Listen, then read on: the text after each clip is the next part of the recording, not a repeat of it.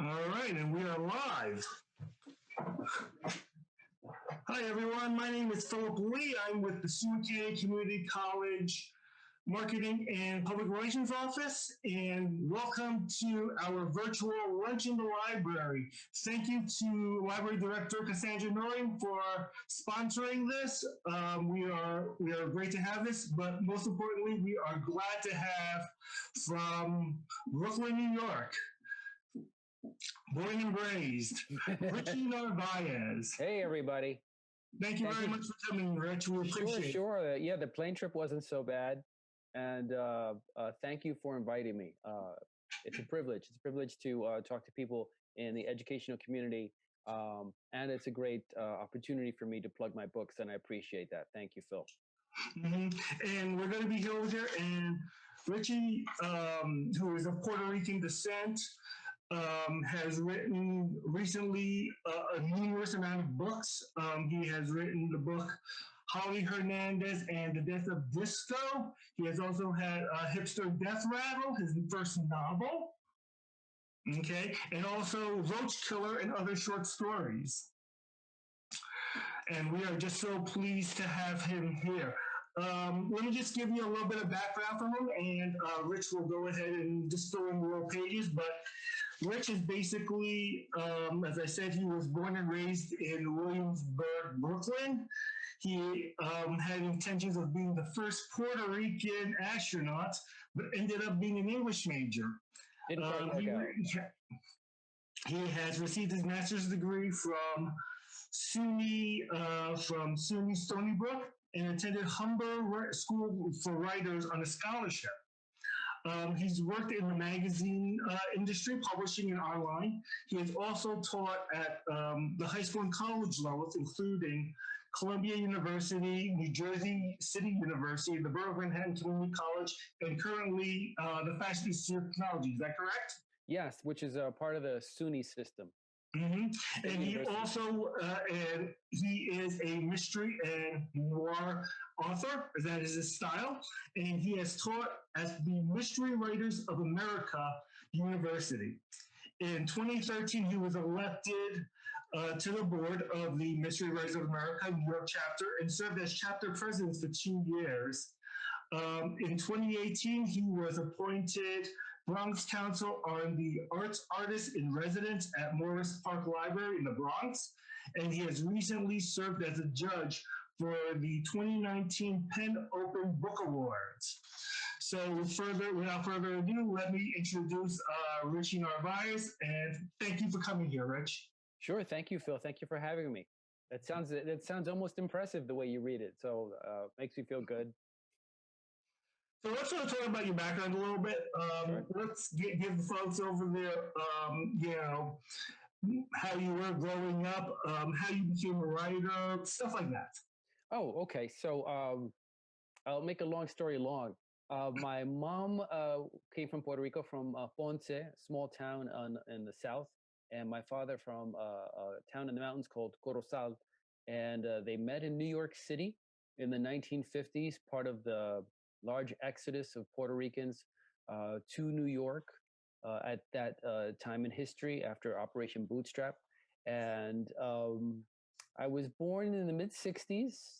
I was youngest child, fairly precocious, nerdy, raised by a third parent called the TV screen, loved comic books like crazy, read a lot of them. And then in third grade, my teacher, Mrs. Jules, assigned all of us to write a book or something like that, write a long story. So I wrote a book about dinosaurs being brought back to life and then taking over the world. And it was illustrated, fully illustrated by me. So that was my first book, actually. And I think Michael Crichton owes me some money because his ideas sound really close to mine. Anyway, so I really enjoyed writing that. And I played around with it. I was really I wanted to be an illustrator. I wanted to draw comic books. That was my big thing. Then my brother Ray, a couple of years older than me, he started writing little stories for his teacher for extra credit. and he would come home and brag about all the extra credit he got. So of course I got jealous, and so I started doing the same thing and writing stories. And I realized I really liked this art form. I liked this craft. It spoke to me more than drawing, even though I still drew quite a bit. So my brother ended up liking sports more and giving up writing, and I just took to it like a duck to water. So I really enjoyed writing ever since I was a little kid. And then I took creative writing classes in high school and then in college. And then, as you mentioned, I got my master's degree at the State University of Stony Brook in creative writing. Um, so I got to write a novel then. I wrote a typical Bildungsroman that you would write when you're 20 years old, a coming of age story. And it sits in a drawer and no one else will ever see it because it's so horrible. But it was my first attempt, and I learned a lot I learned that I could write a book, which is probably the most valuable part of it. Like I could actually turn out a story that lasted for 300 pages, which is a really good feeling. Um, and then well, that takes me up to college, and I started working in the magazine industry, like you said, mostly for trade magazines, and then stuff like TV Guide, Cable Guide. Uh, Good, fun, consistent work, but and I think you know a bit about this, Phil. In the publishing world, kind of implodes in the 1990s because of the internet. I mean, the internet helps brings in not a lot of new opportunities, but also kind of destroys the publishing industry from the inside. So there's fewer opportunities actually. Um, so I moved from there to marketing and then to advertising. I finally got around to writing longer works only in the last 15 years, to trying to write longer stuff. I wrote a lot of short stories. Um, I will say this, right after I got out of college, I got some short stories and poetry published in literary magazines. Quite a good feeling. It's nice to see your byline in something printed. But then I started getting rejections because I felt like I was really beginning to have a style. So I was really pressing that when I was sending stories out, and I started getting all these rejections, and it really threw me for a loop. So I ended up just doing a lot of zines. Remember, the whole zine thing is basically a self-published magazine that was popular in the 90s, you know, these Xerox publications. So I did that for quite a while, and that was fun. And it was basically a cynical reaction, an immature reaction to rejection. But finally, I got around back to writing short stories, and finally to writing my first novel only about 3 or 4 years ago. Long-winded story. Sorry, Phil. That's okay. So basically, you never gave up. You never gave up on your writing. Yeah, I think I was probably too stubborn to quit. I don't. I certainly. I will tell you this, and I think a lot of other writers will say the same thing. Um, we like to think of this when you want to accomplish things. Is we see these cinematic moments where somebody just gets determined they're going to do it, and then the music swells, you know, and then everything's great, and they're committed to the thing. But I will tell you, almost every day I want to quit. Almost every day I think, oh, this is going to go nowhere. Um, but then there are days where like, oh my God, somebody read my story, somebody liked my story. So that does keep pushing me forward, and it's a good feeling. Yeah, there are many times, especially when I got all those rejections, when I thought this is really silly of me. I want to be a writer. There's I lived in New York City. You could throw a rock and hit five of them. If you were in a bar, hit 15. So it was really, you know, it seemed like an impossible task, what I was doing, but I still kept at it. I think I will say this a bit philosophically. I think all of us, as human beings, are dealing with issues and problems within ourselves, and we are often drawn to art as a way to express, um, get some of those emotions out. And writing has just been my thing, and that's the way I do it. You know, sort of indirect, maybe not the most healthy way of doing things, but that is my art form, and it has saved me many a time. So yeah, I haven't stopped. One of the things that you talked about was the zines, and while you said that it was sort of a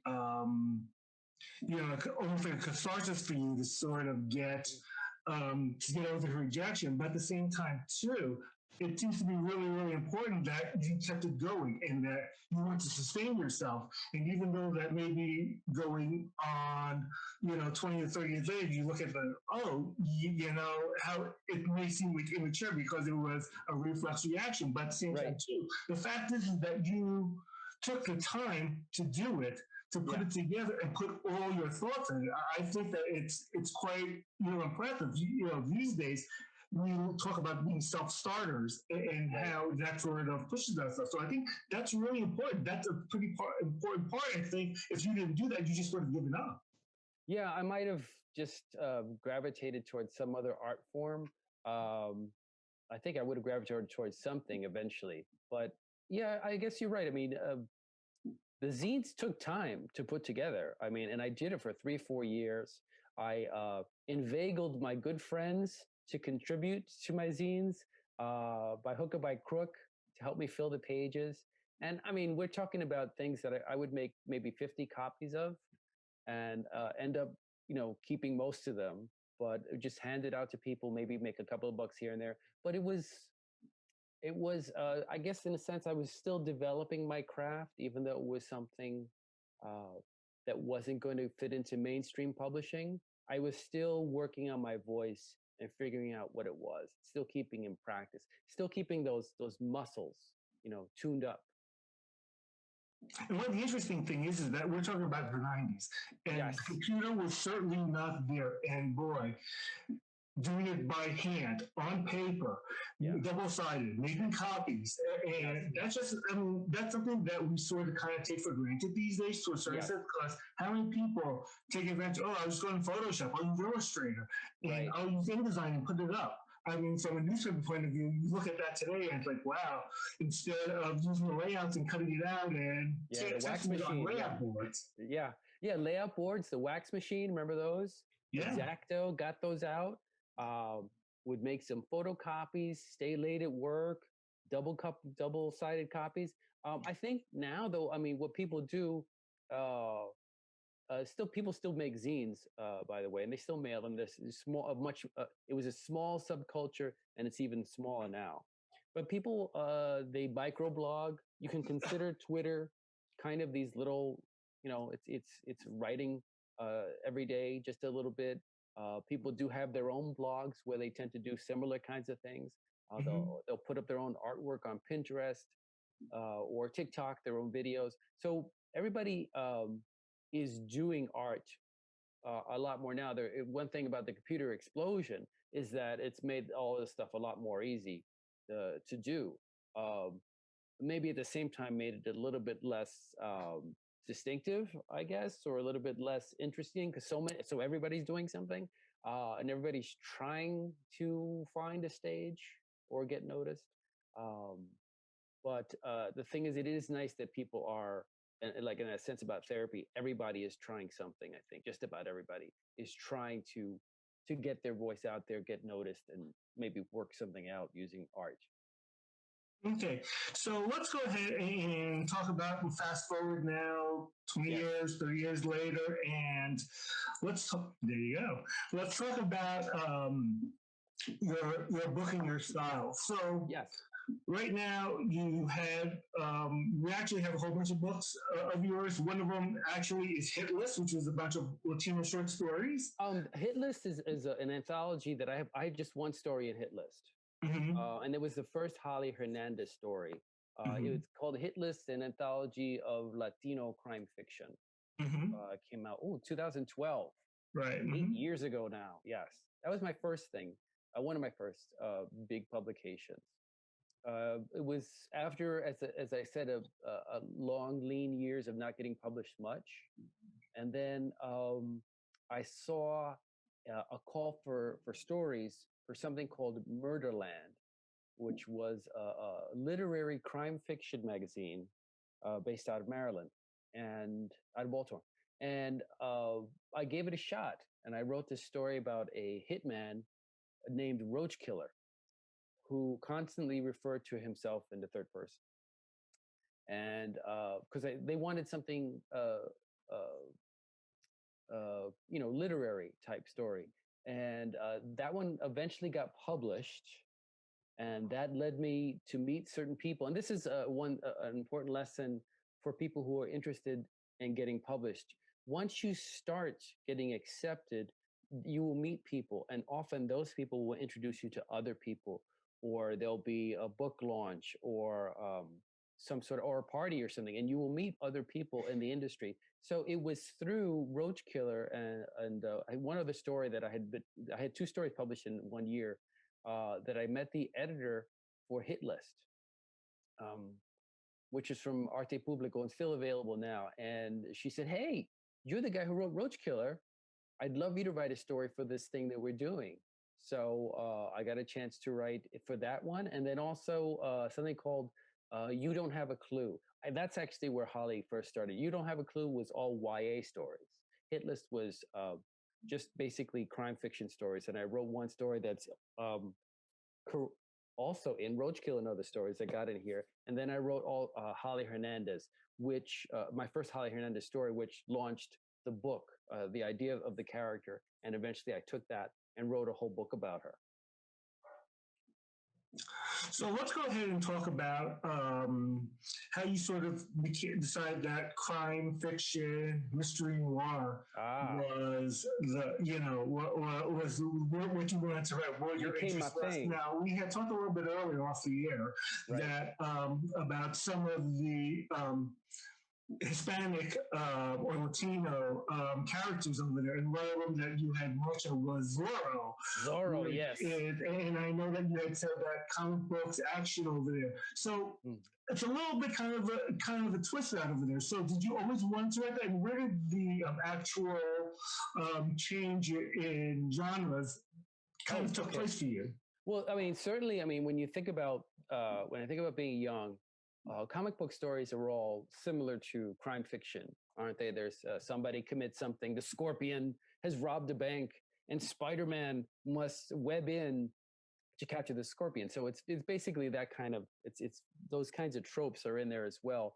And yeah, one of my first heroes that I used to watch on TV was Zorro, from the Marco Zorro movie and a little bit of the Guy Williams TV show. One of the only few Latino heroes, superhero types that was being shown in the 70s at all. The only other one I didn't mention before was in the late 70s, we had the White Tiger in the comic books.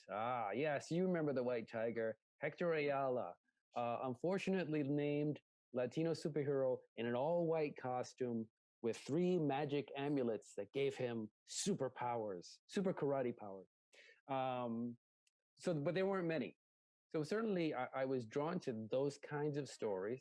I started getting into Raymond Chandler quite a bit, Agatha Christie, loving those stories. In fact, one of my teachers in junior high school, a substitute teacher, an older gentleman, I'd say he must have been in his 70s, and he still did a substitute teaching, I guess, on the side. And he would always talk about Agatha Christie. And he knew me after a while.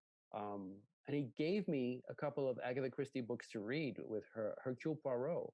And it was fascinating to me. It was a whole different world. We weren't reading that kind of stuff normally. So it really opened my mind.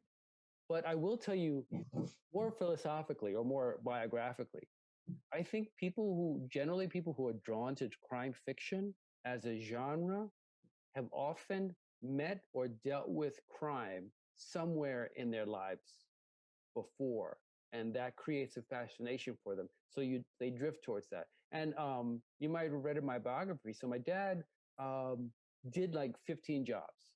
He was here. He was a grave digger. He worked at the airport. He was a handyman, but he also was a numbers bookie. It's similar to a lotto. People would just play their favorite 3-digit number combination, and it would be based on the track handle, for example, of the local horse racing facility. and people would win money this way. And so my father would come in and he would be doing this every day. This was our normal world. But I would go with him because this was visiting with dad, and we would go to see his friends, and they would have large amounts of cash that they would exchange, and it would this shady world that my father was part of that seemed normal to me, and I was fascinated by it. And as I got older, I realized that it was a criminal world. But yeah, I think that brought something, made me more fascinated by that than space aliens, because I certainly love science fiction, and I certainly love horror, but crime fiction, I think it has a personal element to for me that makes me drawn to it.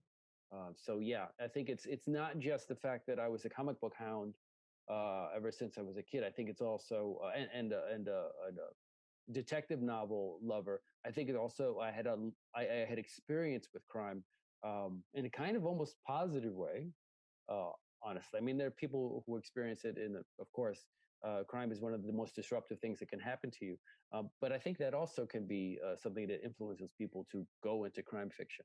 But anyway, biographical reasons, as well as just the things I read, led me to crime fiction. And it's a genre I really enjoy writing. So speaking of being personal, so is that also why a lot of your lately your stories deal with a Latino background? Yes, I mean, it's partially because yeah, I'm writing about what I know, that old that old trope. Um, these are the characters I know. The thing is, at the same time, in crime fiction, uh, Latino characters have often been sidelined. They're just secondary. There's a wonderful short story by Raymond Chandler called Red Wind, and it has a character called Ibarra who actually is not stereotypical, but he's a small character. Um, but he was rare to find in stories by Chandler or a lot of other people I was reading. So I thought, hey, this is a niche that hasn't been mined yet, and it's kind of important that these characters who are on the sideline get their chance in the spotlight. Um, I was a little worried, frankly, and every once in a while still crosses my mind the fact that uh, Latino Americans have often been unfairly associated with crime. So to write crime fiction with them as characters, it's almost like, do I really want to keep putting them next to this kind of world? And I think it's important actually to do it because it shows that this is fiction, but it also shows that Latino Americans are complex characters, and it's also part of becoming the mainstream. Where, for example, there would be Latino mystery fiction, like its own division. Like, oh, they're we're part of that too. To so that we're not marginalized even in this niche thing. So I think it's important to write these kinds of characters. And really, just when I write these stories, most of the time, that's the kind of character that will occur to me. That's the kind of person who is actually interesting to me to write about. Mostly because I mean, very often because we haven't seen like a Puerto Rican guy, a Puerto Rican hitman like this before. So why don't I make up one and that kind of stuff? Uh, it's there for an important reason, but it also creatively, it's what I'm drawn to. I think it's also important too, as we are as that for example, Men in Black aren't just always villains, and Yes, like Chinese people aren't right, just servants, or right. black people aren't just Jim Crow slaves. It's important that they're actually, they can be heroes. It's sort of, unfortunately, it's you don't follow the stereotypicalness, but, the commercials that you can do whatever you want. And that's right. All characters can be whoever. If I'm sure that if we went to Spain or we went to Argentina or wherever, those people would definitely, there are all kinds of people over there, in all occupancies, and good and Right. bad. Yeah, it's important, I think, to show, as you're saying, like the panorama of different people. You can have Latino heroes as well as Latino villains. Like, sure, I'm going to make a Latino villain who's really bad, evil. So just because that's interesting, and because we need to see that. We need to see them occupying, in a sense, all roles. Um, Even in commercial fiction, we need to see that, just so that it shows that other people, Latino people who are reading it, they don't feel uh, alienated in the society. Latinos are often heavily marginalized, so it's important to say, hey, no, here, there's cheap popcorn fiction about you too, and that's okay. You know, that you're included. You're not just on the side. Hey, so let's talk a little about your latest books.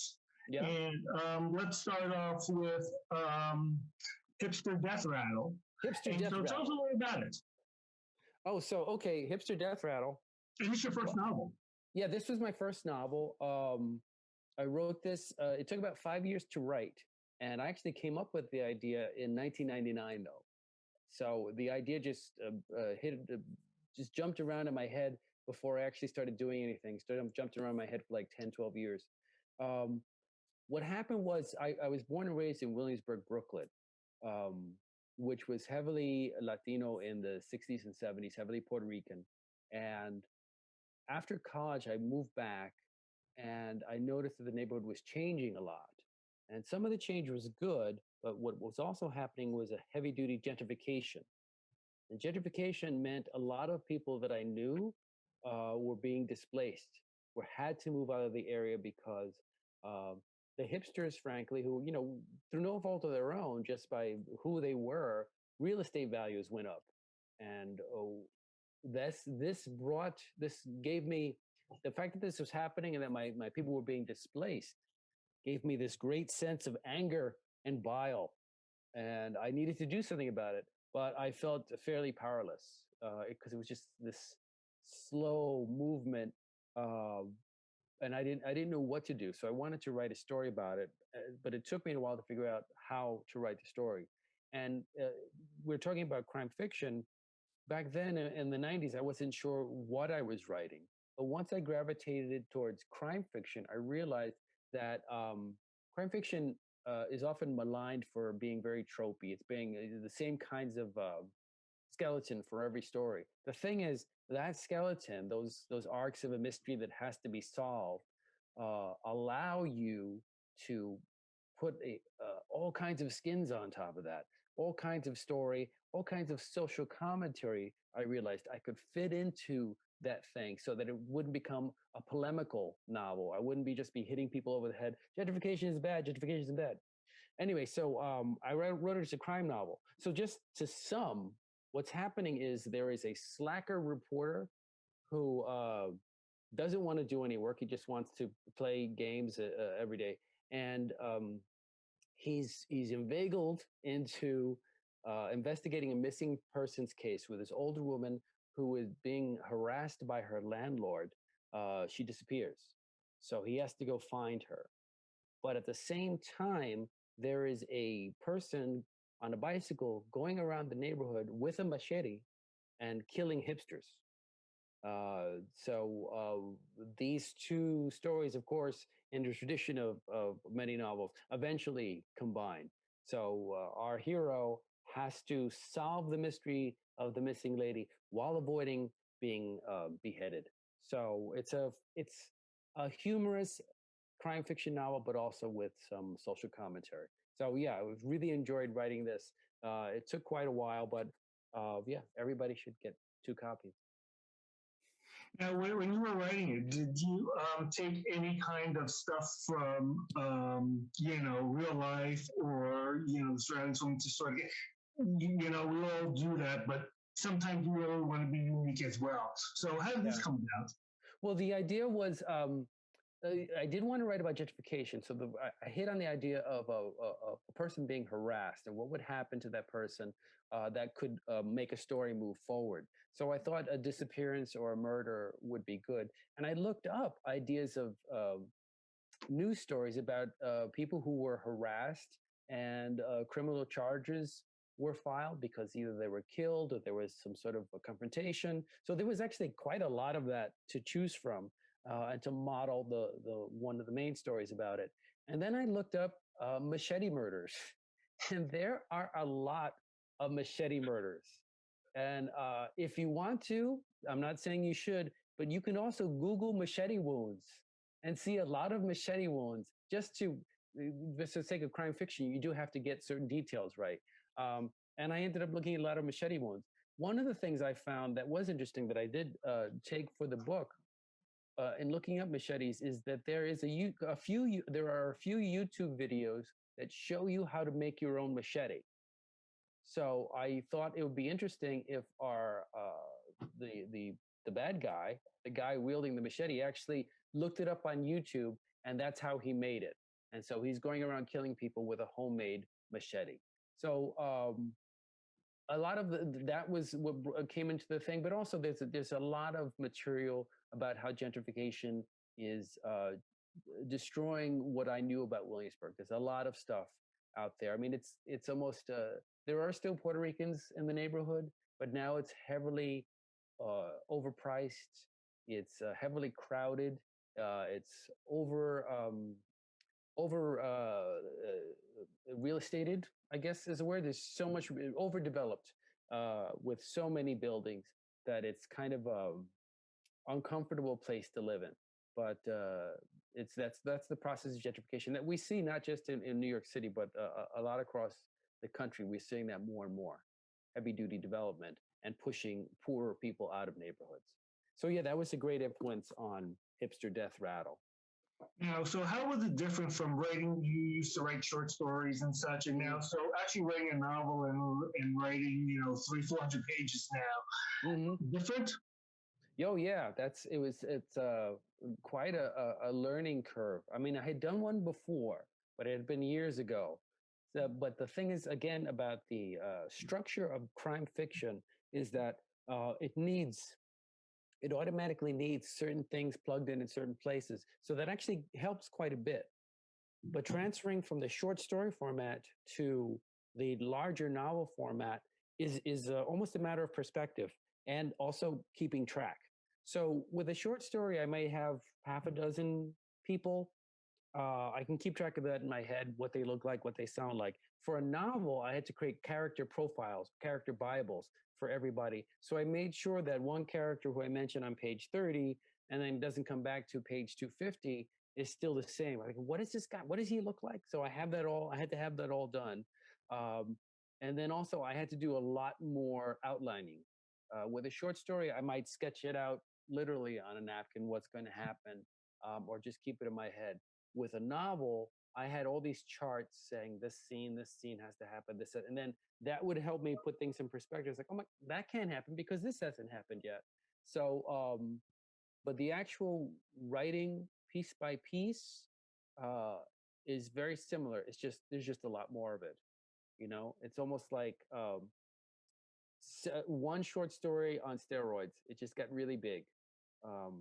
And things that you might only touch upon in the short story, now you let it grow completely. So you have all these strings of stories to really fill out a story, and the characters have a lot more room to grow. Whereas sometimes you just sketch them in a short story, and that is all the room you have. But with a novel, you can slow down a little bit. So influences, as you said, a lot of it was Raymond Chandler, Dashiell Hammett, I know Agatha Christie. How much of that did you take? And also, how much of that is actually that you had to make it into sort of a Latino theme? I mean, I know that sometimes it sort of takes a life of its own, but because of the writing, sometimes it just sort of happens, and you would think about it. Were you conscious of any of that? Conscious of that, or at the same time, did you use any of those influences for your writing style?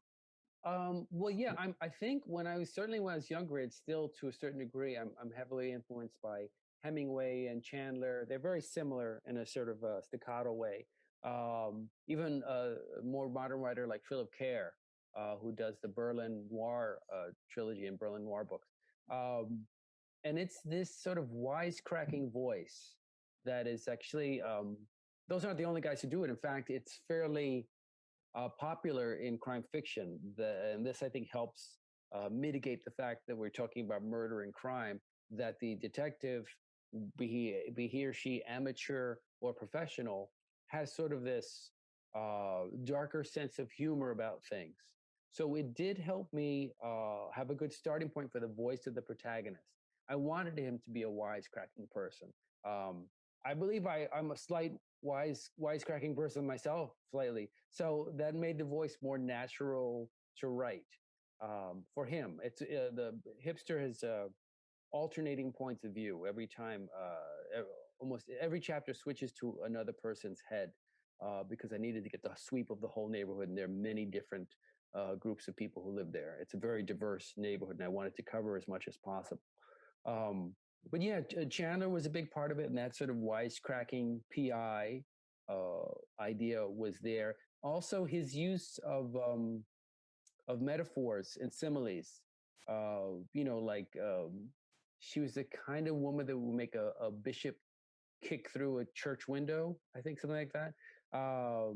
That kind of lovely, almost over the top kind of language, flashy language. I used a little bit in it because it is fun to play with. You can certainly overdo it. So I just threw it in a little bit because I think every once in a while it's nice to give a description a little bit more flair than it would normally have. What about in terms of the Latino aspect of it? Oh, the Latino aspect just sort of well, what happens is when I cast the Latino characters in there, and this I think you were hinting at this before. What happens is you start with the character Bibles and you start writing about characters that I know are Latino and I can hear their voices. They do take you in a different direction, and of course there'll be cultural touch points with certain foods or music in the background. So you want to include that so that we get the feel of what's in this person's head. So that will grow the story, or at least the description will change a little bit with that, knowing that they're Latino characters. And then, of course, I think about Latino concerns and their issues. And in terms of writing about gentrification, that changes. If I had, for example, just a mainstream character, if I took Philip Marlowe and stuck him in this, his concerns are going to be very different if he was trying to solve this case. He wouldn't be looking at things a certain way. So switching it to a Latino character changes the perspective, but also changes just like, for example, the way he would walk into a room and what he observes is going to be different than Philip Marlowe. So yeah, it changes every little aspect. I mean, sometimes it's very minute and it's just sort of a flavor on the page, not necessarily that forceful for the useful for the plot, but it changes the flavor of that page and that description. So it does overall, it'll end up being a different kind of story than if it were a mainstream character. Okay. So let's talk about your next book, which is Holly Hernandez. Now, Yes. This is sort of really interesting to me because it's a YA book. Yes, and I'm not a young adult. Exactly. We're all young at heart, though. Yes, and so, fairy tales can come true. That's right. And so, how did that sort of come about? Well, obviously, you're dealing with machete murders, and now you're dealing with high school. Right. And so, how did that change sort of happen? Was that something that you were really interested in, that you wanted to do, sort of the justification that, well, now I want to take it to a different author, or was there more personal reason for this? Oh, yeah, my wife did it. Yeah, she made me do it. So I had written, I will tell you, so I had written I was invited to write for You Don't Have a Clue, an anthology of YA short stories in crime fiction. And that's where I invented Holly Hernandez, mostly through her rival. It was this detective at an elite high school, which had a similarity to the high school I went to, slightly different. So I enjoyed writing about that character. And then my wife said, you really need to make that a book. You should make that a book. And this continued for several years on a daily basis. So eventually I was like, well, there's a market for this. But also it would be interesting to try my hand at this. I was a little worried, frankly, because as you pointed out, I'm used to writing about machete killers and using, a little bit of blue language, or at least having the free. I don't overdo that, but at least having the freedom to go to certain places that generally with most YA you pull back on. So I was worried that I would feel hampered and censored in a way. But actually, no, I actually had quite a bit of fun. The characters came alive for me. They really helped write the pages uh, well. And what I did was I set it in 1979 because Holly is 14, and that's when I was 14. And then that opened up this idea of like, what was happening in 1979? And it turns out quite a bit was happening in 1979 in the world. It was a crucial, crucial year. Um, Besides Reagan coming to power, uh, disco was declared dead at I think it was Cub Stadium or White Not Sox. White Sox. White Sox, where they exploded them. They blew them up, and then it caused a riot of people, of the people who were for the explosions. They just went crazy. Very similar to some of the stuff that's happening to us today. And the thing is, like in that moment, disco. I hadn't really thought much about disco when I was younger, but then I saw that disco had all these there's a lot more layers to disco. It was a music that was made by and for people who were disenfranchised, African Americans, Latinos, and the gay community. These people were all left out of a lot of mainstream rock and roll, and so but there was this club music that was being written, and the thing is that response and the stadium definitely had bias and prejudicial and racist implications to blow up disco music. And I think that is fascinating to me. So I wanted to make that. I said, well, I don't know if I still want to make it a high school thing, but I want to touch on those ideas. And I want to point my readers, the young adults, in this direction to study this era. And also, hopefully they'll listen to some disco records and listen to music before it became so overproduced by Simon Cowell and his like. But yeah, it's a book I enjoyed writing quite a bit, and it just came out earlier this year. So actually, you had spoken about like you want to try your hand. So how do you think you did? Oh, with writing YA? Yeah. Oh, I hope I think I got some good reviews. I think I enjoyed it. I will. On Hipster, for example, Hipster Death Rattle. I'd love to go back and redo the last third of the book. Mm-hmm. With Holly, I think I'm pretty happy with the way it came out. I'm really enjoying the main characters.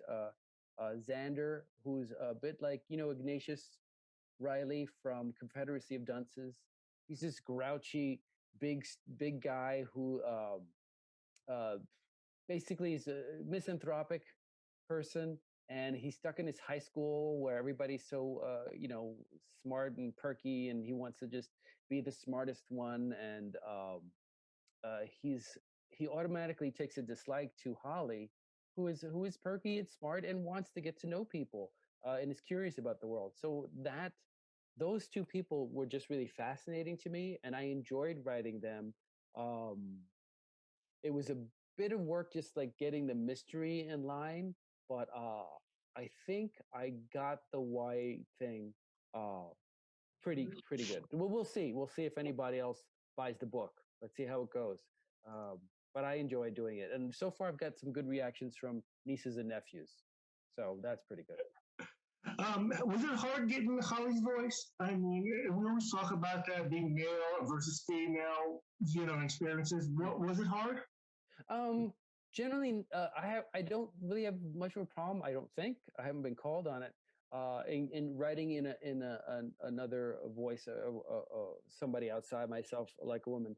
I just base a lot of it on people I know, and then I hear their voice in my head. And Holly, after a while, just came to me.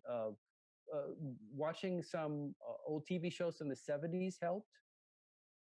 Stuff like Charlie's Angels and Wonder Woman, and getting because I wanted her to be a person of that age, and listening to Karen Carpenter interviews, that helped me shape that voice. And then once I could hear it, it wasn't that difficult.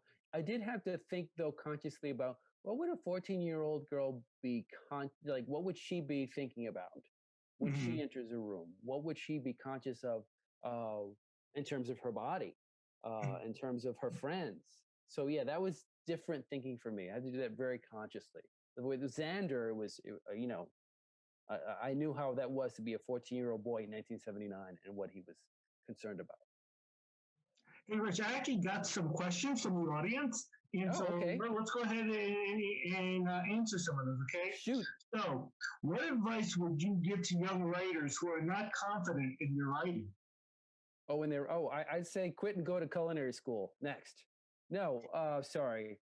If you're not confident in your writing, I will tell you honestly that that is the normal way of being. You will always question your writing. What you should not question is your need to write. If it is what you want to do, then do it.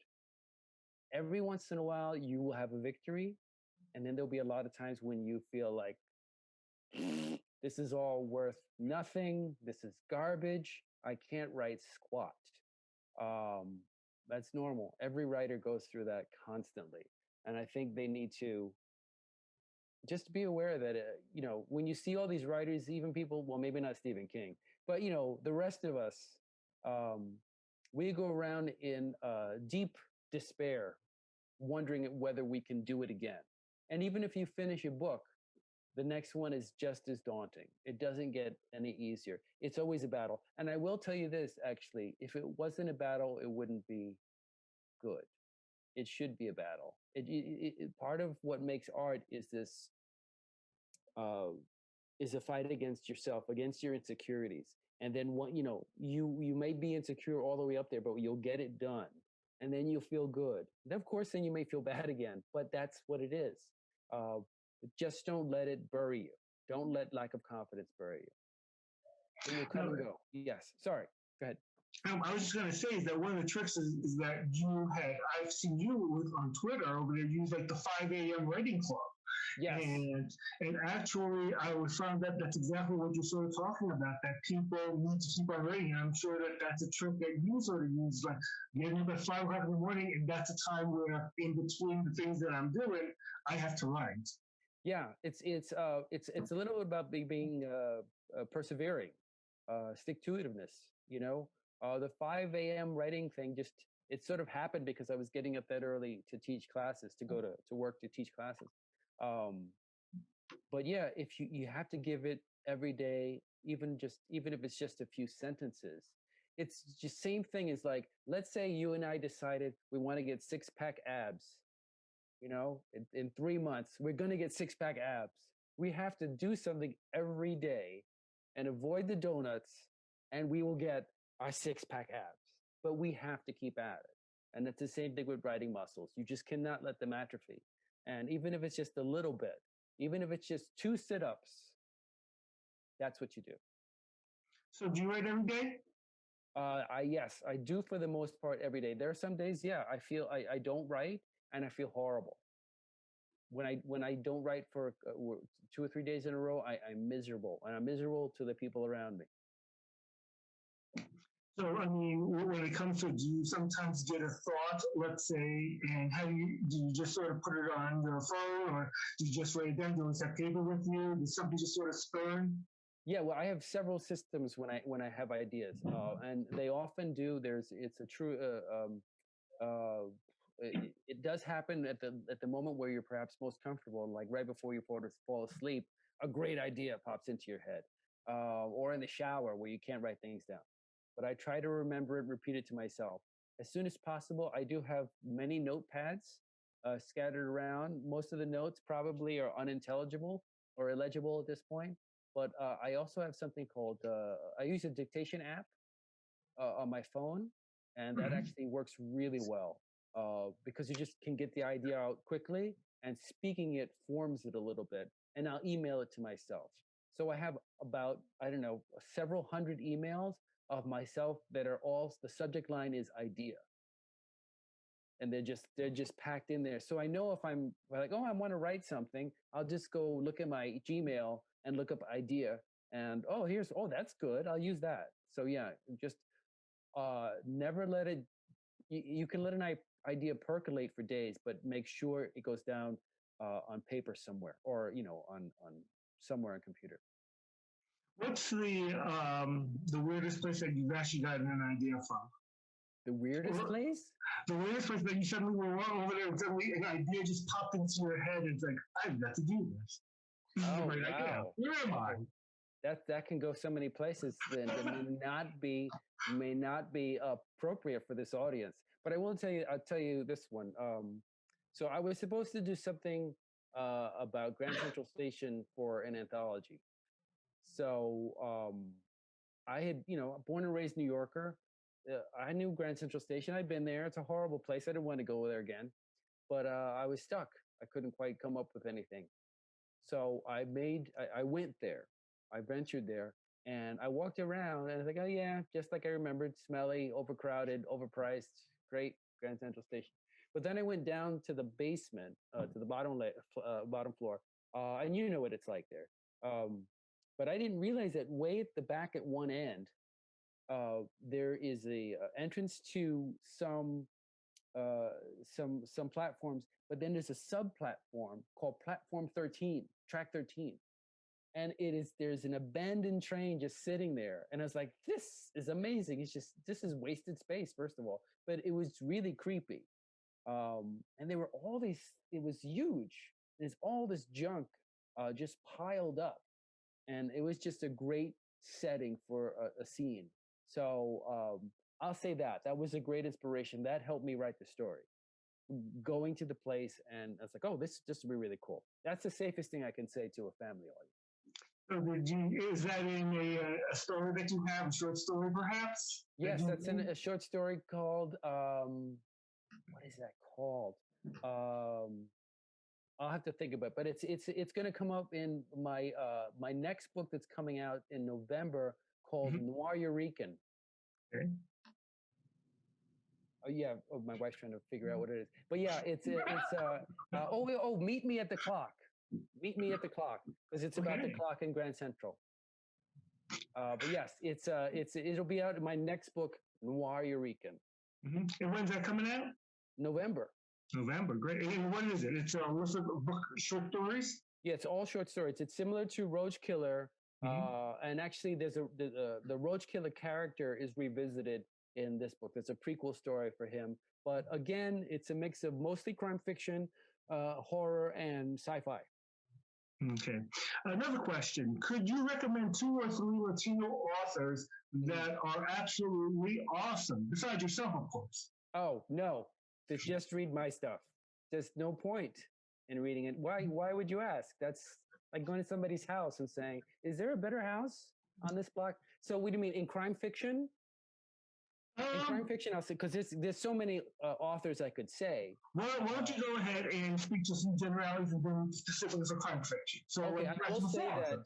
Okay, Edwin Torres, who wrote Carlito's Way, and the sequel, as well as the book Q&A, which was made into a movie with Nick Nolte. His stuff is brutal and very 70s and 80s type, but he really captures crime world very well. There is a Mexican writer called Paco Ignacio, I'm trying to write that, Daibo, who writes a series of private eye stories with Hector Shane that are very good. Mexican-Spanish author. There's also a Cuban guy, Leonardo Paduna, who writes great thrillers. And there's also, who is it? Oh, Stephen Torres, who writes a series called Precinct Puerto Rico that are really good. And they take place in Puerto Rico. And it's a sheriff, it's almost like a cozy or traditional mystery style. And I would also say Michelle Campbell, who's actually doing quite well. She's very popular. She's actually originally wrote as Michelle Martinez several books. And then she kind of rebranded and is writing more suburban thrillers. So Michelle Campbell, and she has a few books out now. She's you can find her really easily. So any of those, I think, are a good start for Latino crime fiction. What about not? But what? Not crime fiction? Yeah. Oh, shoot. There's so many. I will say, what is his name? Perry Thomas, I've been studying lately. He wrote a book called Down These Mean Streets. This is mostly New Eureka stuff that I know about.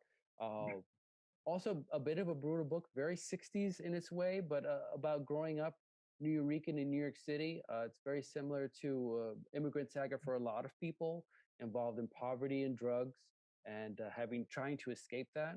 Of course, there's always Esmeralda Santiago, always a good read. When I was Puerto Rican, uh, very nice, wonderful coming of age story. Um, and I will also say We the Animals by Justin Torres. It's a fairly recent book. It's short. It's about these three boys, and I think they basically the three boys narrate the story together as these really rambunctious children in a very troubled family. So those I think are a good start. Okay, Rich, we're sort of running out of time, and what I want to do is I just wanted to mention a couple of things. Actually, one thing that I think it's really important is that you are actually a first generation student, actually, in terms Yes. of education. While you were born here, while you have siblings, correct? You have a brother. One brother, one sister, and several half brothers and sisters. Right, but they were all born. But you're the first of your family to actually graduate from college, correct? Yes, yeah. I mean, not the first one to go, but the first one to finish. Right, and that's really important. I think that we've seen what people can do, by just simply following their dreams and where they can end up going forward. I think that's really inspirational that you could have given up just like everyone else did, but you didn't, and you had decided that you wanted to follow your dreams. And while there were definitely some, roles, you finally hit your dream over there of actually, publishing a novel that you didn't self-publish, and just someone was to publish over there. Yeah.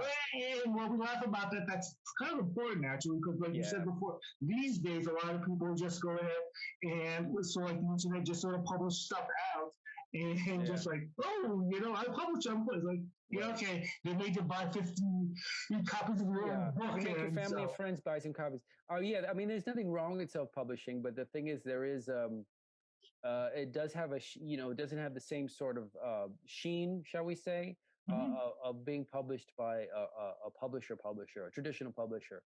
Most of my books are, small publishers. So there's, they're real, but it's sometimes harder to get into bookstores with those things. Holly Hernandez is a traditional publisher, University of Arte Publico, which is supplemented by the University of Houston. So that book will get everywhere. It's a feels great to accomplish this, yes. And my education was a big part of it. My parents were always very serious about school. They believed that if you went to school, it would really help you. Doesn't always, it's no guarantee. I think people should always remember that yes, education is good for you and you should get one, because it is important not to be unaware of things. It makes people better citizens. It makes us a better country if we're all well educated and know how to be critical thinkers. Critical thinking is very important, and that's how I got to this place because I was lucky enough to have parents that pushed me to finish school, and have brothers and sisters who actually helped me. My sister taught me how to spell my name. My brother helped me with algebra. So yes, it all helped me get to this point.